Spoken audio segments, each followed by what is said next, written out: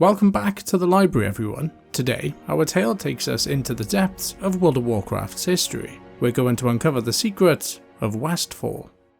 Situated in the southern regions of the Eastern Kingdoms, just east of the lower stretches of the Elwyn Forest and Duskwood, positioned to the south of Stormwind City, lies the farmlands of Westfall. During the rise of the Kingdom of Stormwind, this territory was recognised as Stormwind's breadbasket, fulfilling a crucial role in supplying the kingdom with the grains necessary to feed its expanding population. As the kingdom found itself entangled in numerous conflicts and wars over the years, Westfall bore the brunt of relentless attacks by various enemy forces. The stories of Westfall unfold as a captivating narrative marked by upheaval and strife, making them deserving of recounting in today's narrative. The tale of Westfall commences with the arrival of the humans. In the ancient era, human tribes, part of the Kingdom of Azeroth, prospered in the northern lands of what is now known as the Eastern Kingdoms. Azeroth's influence endured for over a millennium until it fragmented into the Seven Kingdoms. Around 1,200 years before the events of the Dark Portal, noble families from Strom sought to depart the Arathi Highlands, aiming to settle in the more fertile northern regions of Lordaeron. In contrast, but still following suit, led by Faldir, a descendant of Thoradin's lineage, the remaining Arathi descendants embarked on a southward journey to establish the Kingdom of Stormwind. Legends in the Northern Realms spoke of the last remnants of the Arathi disappearing into the southern wilds of Azeroth after Arathor's dissolution. Crossing the rugged mountains of Khazmodan, their arduous journey culminated as they settled in the southern reaches of the continent, and like the world we know, it was also known to them at the time as Azeroth. In a lush valley, they founded Stormwind, swiftly emerging as a self-sustaining power. Initially the smallest and most secluded human nation, Stormwind gradually thrived, cultivating numerous farmsteads in the fertile surroundings. As Stormwind's population expanded, small towns emerged around the Elwyn Forest, Red Ridge Mountains, Brightwood, which is now known as Duskwood, and of course, Westfall. The fertile soil of Westfall became a crucial resource for cultivating crops, serving as a lifeline to sustain the growing population of the expanding kingdom. And the kingdom did so for hundreds of years, but this expansion, however, did not unfold without its consequences. The humans of the Kingdom of Stormwind encountered fierce opposition. 75 years before the events of the Dark Portal, humans engaged in skirmishes with a pack of gnolls. These hyena-like humanoids inhabited the forest lands surrounding the emerging kingdom. Fueled by the humans' greed, selfishness, and desire for dominance over the lands, the gnolls frequently conducted vicious raids on human towns and convoys, aiming to drive these humans from their native land. Despite numerous attempts to contain the Gnoll threat, King Baratheon Ryn's reign witnessed a significant escalation in Gnoll attacks. The severity of these assaults became so pronounced that even the fortified capital of Stormwind faced direct threats. And these attacks resulted in the redirection of forces to protect the nation's heart in Elwyn. This withdrawal of the forces from the outer reaches of the kingdom back to the city left many townships, including places like Darkshire, Lakeshire, and of course Westfall, extremely vulnerable and unprotected. While not typically known for their military tactical intelligence, the gnolls quickly grasped that Westfall served as a vital lifeline to the human kingdom and noticed that it had been left unguarded. Orchestrated by Pack Lord Garfang, a cunning leader among the gnolls, they raided the area and set many farmsteads ablaze, severing the link between significant resources and the people of Stormwind. Faced with the escalating gnoll threat, King Baratheon and the Stormwind army devised a bold strategy, a plan to strike at the heart of the gnoll forces. We've already recounted the comprehensive details of the Gnoll Wars in the library, and they're not particularly relevant to the tale of Westfall, so for more information on the story, one can visit the Tales of the Elwyn Forest. A secure portal is provided in the description below. King Baratheon rallied Stormwind's armies and launched an offensive against the Gnoll groups in the Red Ridge Mountains. His strategic moves and decisive actions culminated in the defeat and near annihilation of the gnolls in the region. This monumental victory bolstered Stormwind's belief in its self-reliance and the ability to handle threats independently, and instilled a robust confidence among its citizens. However, this confidence would soon face a severe test, as the tragic consequences of their over-optimism would become apparent in the near future. Following their victory over the gnolls, the inhabitants of the kingdom returned to their daily routines, cultivating the soil, nurturing their families, and drawing sustenance from the fertile land of Westfall. However, the cyclical nature of history on Azeroth unfolded once more, and conflict descended upon the lands of the kingdom once again. Approximately 5 decades later, the tales of the Gnoll Wars, passed down to the succeeding generation, were eclipsed by a new threat to the kingdom: the Gurubashi trolls. After the Gnoll Wars became a mere campfire story, the humans, either not heeding the lessons learned or considering themselves too powerful, continued to expand and ventured into the lush jungles of the Stranglethorn Vale, the native land of the formidable Gurubashi trolls. With the humans encroaching on troll territory, the trolls decided to send a warning. A troll raiding party eluded Stormwind's patrol lines and wreaked havoc through Westfall, reducing 3 of its towns to ashes. Although Stormwind's soldiers eventually caught and defeated the troll raiders, it was too late for dozens of the humans, and their deaths were marked by brutality. Similar to the story of the Gnoll Wars, the complete details of the Gurubashi War can be explored in our tale centered on the Stranglethorn Vale. Again, a secure portal is provided in the description below. Following triumphs over the Gurubashi trolls, the realm had successfully vanquished 2 primary perils in the region, nearly eradicating the gnolls and forcing the trolls to withdraw into the jungle's depths to recover. While the kingdom started to regain confidence again, unbeknownst to them, there was an impending threat preparing to transcend to the earthly realm. As Medivh, the former hero who saved the city during the Gurubashi War, conjured the Dark Portal in collaboration with the Orcish Horde warlock Gul'dan, the merciless horde surged through, thrusting themselves into the relatively tranquil realms of Azeroth. In the First War, Warchief Blackhand, chieftain of the mighty Blackrock clan and the first warchief of the Old Horde, commanded raiding parties to penetrate deep into the Stormwind territories, aiming to sow panic among the human populace. Entire villages in Westfall succumbed to the control of the Old Horde, their inhabitants either slain or forced to flee. The assault on Westfall by the Horde would become the 3rd episode of turmoil that the citizens of Westfall endured within a span of just 75 years. However, despite the horrors faced by the people of Westfall during these years, the true disturbance was yet to unfold. Following the Alliance victory against the Orcish Horde at the end of the Second War, the territories of Stormwind were reclaimed by the Alliance of Lordaeron, the returning people of the kingdom, and with the assistance of Supreme Commander Turellion. He played a vital role in overseeing efforts to bring back the kingdom's citizens and secure Varian Rin's position as the next king.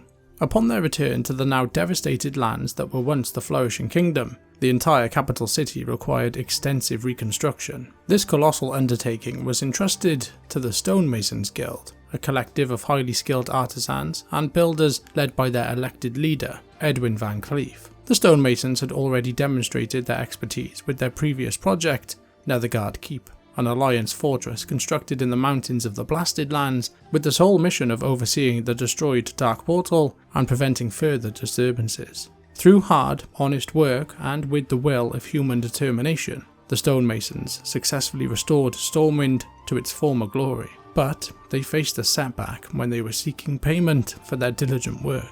The House of Nobles, influenced by Lady Katrana Prestor's manipulations and burdened by existing debts, refused the payment of the Stonemasons. Prestor's secret interference during the city's reconstruction left the nobility dissatisfied with the Stonemason Guild's craftsmanship. As noted by the Stormwind Intelligence Agency, the nobles had incurred a significant debt from the military expansions, leading to economic distress for the kingdom and unfulfilled promises to VanCleef and his stonemasons. Simultaneously, the workers, angered by the threat of withheld payment for their honest labour, witnessed Edwin VanCleef vocally demanding restitution. This outspoken stance outraged the nobles, prompting them to order the disbandment of the Stonemasons Guild. Understandably, this decision further fueled the anger of VanCleef and his fellow workers. VanCleef and the Stonemasons incited a riot in the newly reconstructed Stormwind City, resulting in dangerous chaos. Tragically, Queen Tiffin Rin, a strong supporter for the payment of these workers, lost her life. When a stone was thrown, it struck her head as she tried to pacify the rioting stonemasons. King Varian, enraged and grieving, responded with harsh measures against the rioters, forcibly expelling the stonemasons from the city. Aware that Varian's anger would never subside, many were compelled to go into hiding. Edwin VanCleef and the stonemasons sought refuge in rural areas like Westfall, waiting for the tensions to ease. In this period, the esteemed guildmaster VanCleef with discreet and malicious backing from Lady Katrana, united the disgruntled stonemasons and founded the Defias Brotherhood. Over time, the Brotherhood expanded its ranks, attracting skilled individuals, the desperate, outcasts, and anyone with a hatred for the Kingdom of Stormwind. Utilizing his expertise and leadership, VanCleef essentially transformed the once respected Stonemasons Guild into a formidable small army, a coalition of thieves, bandits, and ruthless mercenaries. In the subsequent years, the Defias Brotherhood gradually asserted control over the agricultural expanses of Westfall, compelling the majority of residents to evacuate. They seized significant territories for their own use, leaving only a limited contingent of humans still loyal to the Kingdom of Stormwind in Westfall. The upheaval faced by Westfall during the ascent of the Defias Brotherhood was documented by the renowned explorer Bran Bronzebeard. Following his extensive travels and surveys of the southern regions of the continent post the Second War, Bran finally reached Westfall. He was taken aback to discover deserted farms and vast expanses of neglected cropland. As he explored the desolate landscape, he stumbled upon a handful of isolated, empty farms where he uncovered only remnants of the humans who had once tirelessly worked the land. Upon reaching the deserted mining town of Moonbrook, he clashed with agents of the Defias Brotherhood and a menacing harvest golem before departing Westfall, heading towards Stranglethorn Vale. In the years that followed, the Brotherhood continued to take control over more of the land. The small group of humans that remained in Westfall mainly congregated around Sentinel Hill. Potentially inspired by the dominance they had asserted over Westfall, the Defias Brotherhood made a bold move by challenging one of Azeroth's most ruthless factions, the Bloodsail Buccaneers. The Bloodsail Buccaneer captain, Jarius Bloodvein, orchestrated the abduction of 3 boys off the coast of Westfall as a retaliatory measure. The Buccaneers seized James, Jimmy Blackridge, Liam, and Bram Woodring, who all hailed from honest farming families in Elwyn Forest. This act was an eye-for-an-eye response to the Defias Brotherhood, who had previously killed 3 of the Buccaneers. Held captive on a sailing ship, the boys had no choice but to adapt to the pirate life for survival. The boys would later be forced to partake in a revenge-fueled raid on the Deadmines. The detailed narrative of this encounter is available in our dedicated story covering the Bloodsail Buccaneers. The Defias Brotherhood fended off the Bloodsail Buccaneers and emerged victorious, solidifying their reputation as a formidable and unbeatable fighting force. The Defias Brotherhood, in need of a secure base for planning their retaliation against Stormwind, their leader Edwin VanCleef selected the Deadmines, an abandoned mining network concealed beneath a barn in Moonbrook in Westfall.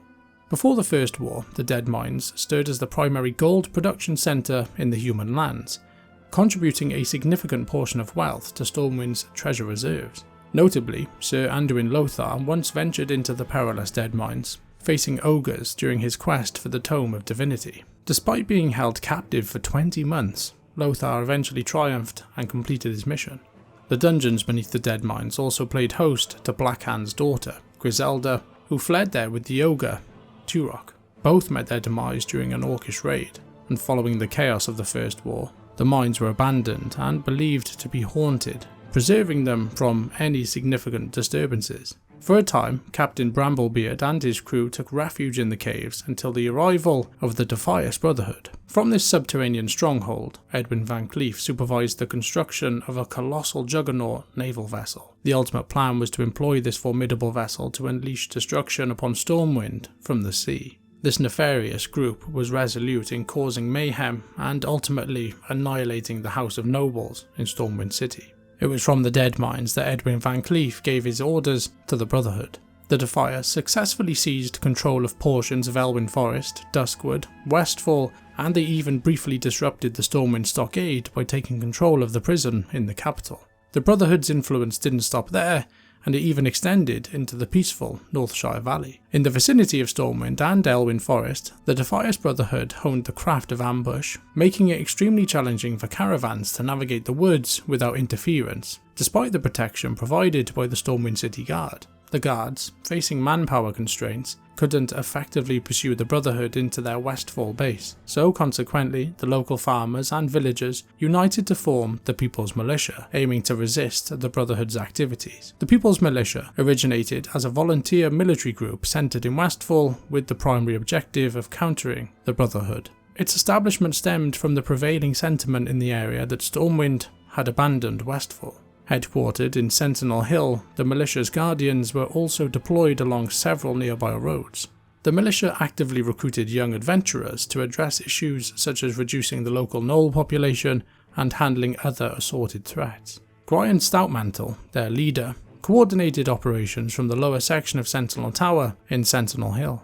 In pursuit of their objectives, the Defias Brotherhood aligned themselves with various allies, including the Riverpaw Gnolls of Westfall and the Kobolds of Elwyn Forest. Additionally, there was some form of agreement between Edwin VanCleef and the Bloodsail Buccaneers near Booty Bay regarding the construction of the Juggernaut.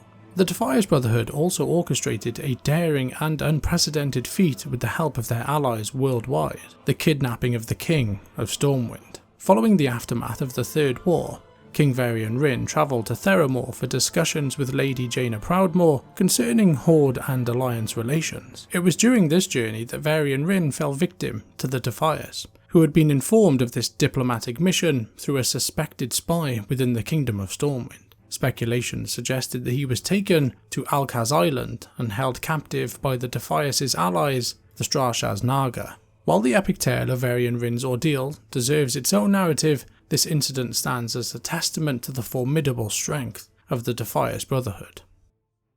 As the threat posed by the Brotherhood intensified and the King of Stormwind went missing, the kingdom descended into chaos. The People's Militia, recognizing the need to quell the unrest caused by the Brotherhood, took action. In a bid to unveil the Defias headquarters and expose their leader's identity, Stoutmantle dispatched an adventurer to rendezvous with Wily the Black at Lakeshire's Inn. The rogue, risking his life, conveyed vital information about the Defias collaborating with various groups, including gnolls, kobolds and the goblins. Learning of the Defias' connection to the Stonemasons, Stoutmantle sought additional details from Matthias Shaw of the Stormwind Intelligence Agency. With all of this assistance, he confirmed that the leader of the Brotherhood was none other than Edwin VanCleef, the former head of the Stonemasons Guild responsible for rebuilding Stormwind City post the Orcish devastation. To validate this information, he dispatched an adventurer to intercept a messenger, ultimately confirming VanCleef's identity as the Kingpin. Simultaneously, Stoutmantle and the People's Militia apprehended a thief attempting to pilfer Saldine's wagon, coercing the thief, who would later be known as the Defias traitor, to reveal the Defias secret hideout's location. Stoutmantle discovered that the Brotherhood leaders were concealed in the Deadmines within the town of Moonbrook. Once again, he called upon Alliance heroes, sending them on a mission to eliminate Edwin VanCleef. The infiltration of the Deadmines by the Alliance heroes and the People's Militia would be remembered as one of the most awe-inspiring missions in Azeroth's history. They encountered formidable Defias forces,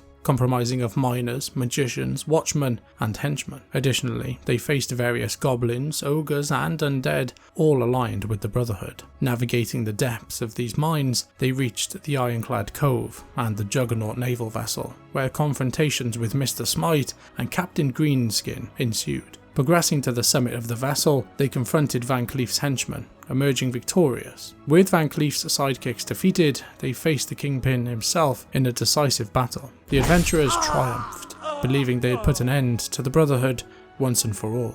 Retrieving an unsent letter and VanCleef's head, they returned to Stoutmantle. He asserted that VanCleef's demise marked the conclusion of the Defias Brotherhood. However, after these events, there were lingering rumours. Some believed that the threat of the Brotherhood might still loom, and these concerns would be true. The Kingdom of Stormwind and the People's Militia had failed to eliminate the Defias menace, and also failed to extinguish the VanCleef bloodline. Subsequent events revealed that despite VanCleef's death, the Brotherhood's plans to undermine the Kingdom of Stormwind would continue on, fueled by VanCleef's grieving daughter, Vanessa.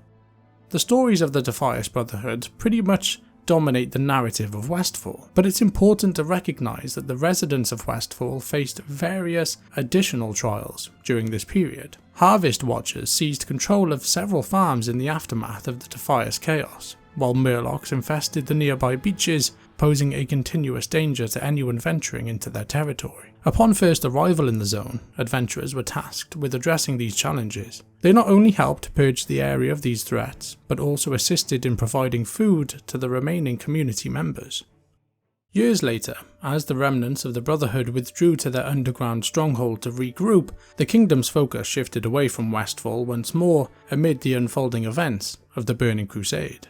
The residents of Westfall continued their traumatic and precarious existence in relative obscurity, and this persisted until the Alliance summoned the People's Militia during the war against the Lich King. Having proven their valour in battling the Defias Brotherhood, the Alliance enlisted the People's Militia to join the Valiant's expedition in Northrend, a call they readily answered given their allegiance to the Alliance. Led by the newly promoted Captain Stoutmantle, the militia underwent a transformation, rebranding themselves as the Westfall Brigade. They established their headquarters, the Westfall Brigade encampment, in the northern reaches of the Grizzly Hills, and were tasked with finding passage into the Northern Territories and securing vital resources in the region. Upon their return from Northrend following the war against the Lich King, the brigade found Westfall in complete disarray. The conflict in Northrend had had an effect on the Eastern Kingdoms. It had rendered thousands of citizens from the kingdom homeless, leading many to seek refuge in Westfall and occupy the abandoned properties left in the wake of the war. And if coming back from war to face economic issues wasn't bad enough, sometime later the citizens of Westfall would become entangled in events involving the Dark Riders. The Dark Riders were deceitful traders attempting to peddle counterfeit magical relics to Medivh. However, Medivh, at the time under the influence of Sargeras, cursed them as a punishment for their dishonesty. Their curse bound them to retrieve authentic magical artifacts from across the kingdom and deliver them to Karazhan. The exact nature of the curse remains unclear, and whether they are undead or not is unknown. Nevertheless, the Dark Riders have plagued the kingdom of Stormwind, and particularly Duskwood, ever since. Revel Cost, a faithful priest of the Church of the Holy Light, had found himself in Westfall while searching for the Cloak of Purity. It was here he encountered Carlane, a mage also in search of a missing artifact. Sensing the looming threat of the Dark Riders, who would also be hunting for these artifacts, the two decided to join forces. However, their journey was soon interrupted by an attack from the Defias Brotherhood as they made their way to meet their contact, Tanos, in Gold Coast Quarry. In desperate defense, Tanos revealed the existence of a secret artifact known as the Hand of Azora and used it against the Defias assailants. This action drew the attention of the Dark Riders, who suddenly appeared and intervened. They severed Tanos' hand before beheading him, claiming the artifact for themselves. This encounter with death was not Revel's first. Years ago, his family had fallen victim to a savage attack by summoned Worgen. Filled with determination, Revel mounted a horse to pursue the Dark Riders, while Carlane returned to Elwyn to report Tanos' tragic demise. Revel would go on to track the Dark Riders into the forests of Duskwood. His story is told in our dedicated tale of the Lore of Duskwood. If you would like to find out more, again, there is a safe portal in the narrative in the description below. When many of the citizens of Westfall returned home from Northrend, the economic state of the region wasn't the only issue. They also had to battle against the elements. The people of Westfall faced severe challenges as tidal waves and storms wreaked havoc on the shores of the zone, leaving even more residents homeless and bankrupt, particularly those who were not involved in the previous military service. The Westfall Brigade took up the task of fortifying Sentinel Hill and addressing the aftermath of the Defias Brotherhood's havoc, expanding the Alliance's influence with the backing of King Varian Rin.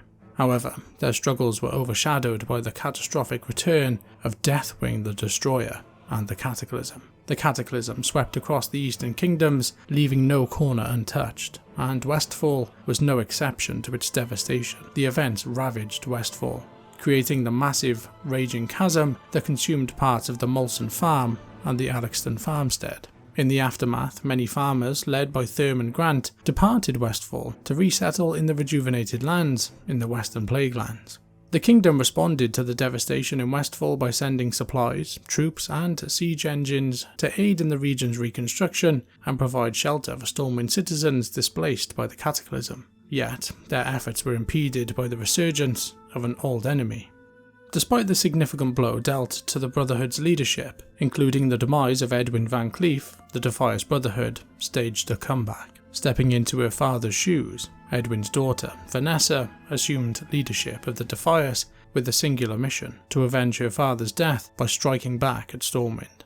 Lieutenant Horatio Lane's investigations into a murder at Philbro's pumpkin farm gradually unveiled Vanessa VanCleef's scheme. Vanessa stoked anti-Stormwind sentiments, rebuilding the Brotherhood's forces and amassing allies to support their cause. Her cunning leadership and deception kept these preparations concealed until they were set in motion. When her forces were ready, Vanessa orchestrated a surprise assault on Sentinel Hill, reducing Stormwind's stronghold in Westfall to ashes. Inheriting her father's ambition, Vanessa embarked on utilising the Juggernaut again, intending to wield its destructive power to obliterate Stormwind once and for all. Following intense clashes between Stormwind's forces and the Brotherhood, a band of Alliance heroes infiltrated Vanessa's stronghold once again, the Deadmines. After vanquishing the remaining Defias forces, they confronted Vanessa atop the Juggernaut, just like they had confronted her father. Faced with defeat, Vanessa triggered a series of explosions, choosing to go down with her ship rather than surrendering to her enemies. My fate is my own!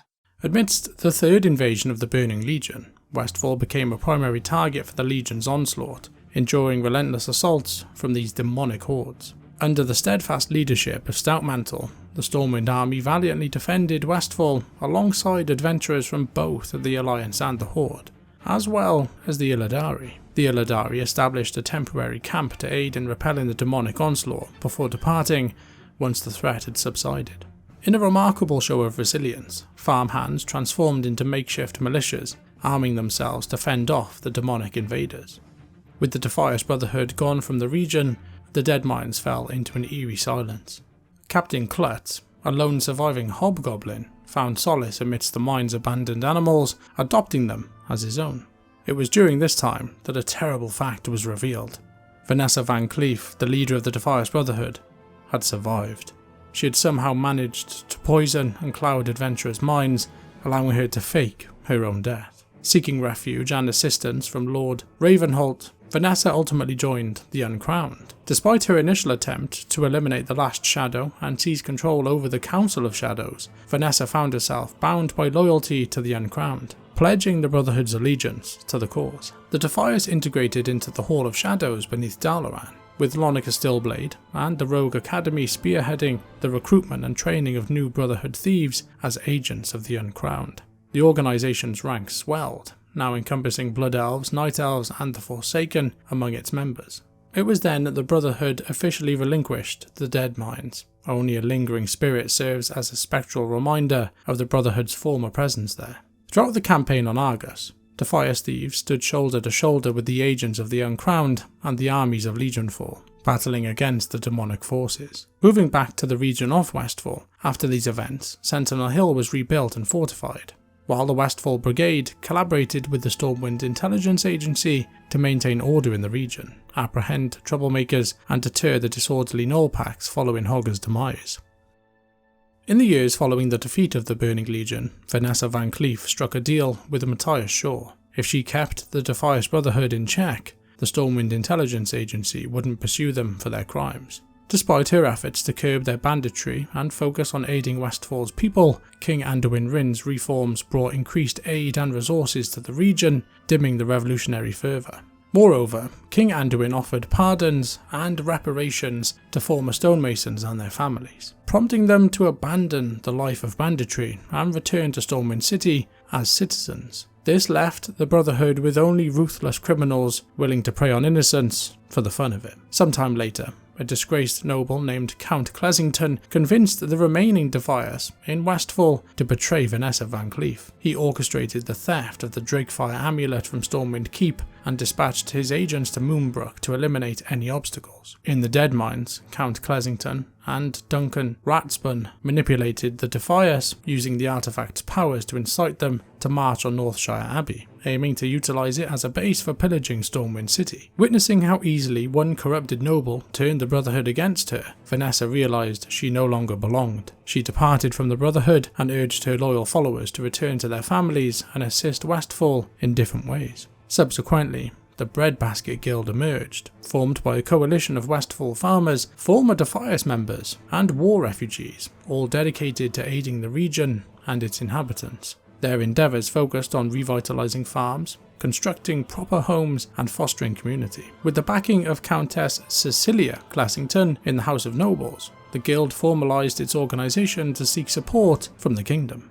And so, it appears the story of Westfall has completed its journey and come full circle, returning to an era of serene farmlands that sustain its supportive kingdom with the essential resources it requires. As the sun sets over the golden lands of Westfall, we bid farewell to a tale filled with triumphs, tragedies, and the enduring spirit of its people. From the earliest days of settlement to the times of war and strife, Westfall has weathered every storm. The echoes of history resonate through these tranquil farmlands, reminding us of sacrifices made and the battles fought to secure a future for generations to come. From the Gnoll Wars to the resurgence of the Defias Brotherhood, each chapter in Westfall's story has left a mark on its landscape and, of course, its people. But amidst all of the turmoil, there is always hope. As we look upon the rolling fields, we see a community that has emerged stronger than ever before. So let's raise a toast to the brave souls of Westfall, whose unwavering spirit has guided them through the darkest of days. And with that, we must take our leave from the tale of Westfall, knowing that its legacy will endure for generations to come. Farewell, dear friends, until we meet again in the halls of the library. Safe travels.